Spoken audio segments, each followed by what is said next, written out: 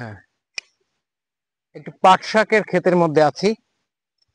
এই যে jute lips, এটা নিয়ে একটি মিথ আছে।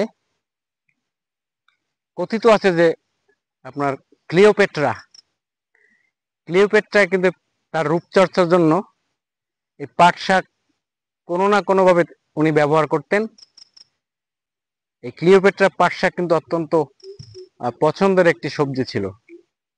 স্বামীর সংখ্যা অনেক ছিল এবং ওনাকে কি বলে,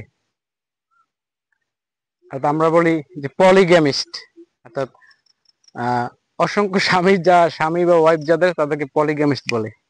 যাই হোক, এদিকে আছে কচু গাছ। কচু গাছের কাছে আপনাদেরকে নিয়ে যাচ্ছি।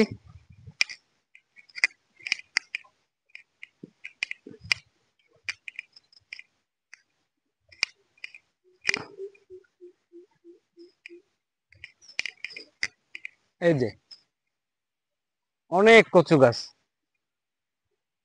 এটার কচুর লতির নাম তো আপনারা শুনছেন। এই কচুর লতি, এটার ইংরেজি হচ্ছে অ্যারাম লোব। আর এই যে যেটা পাতা, এটা হচ্ছে আপনার, এটাকে বলে কলোকেসিয়া লিফ। অত্যন্ত আয়রন সমৃদ্ধ এবং সব প্রকারের ভিটামিন এর মধ্যে নিহিত।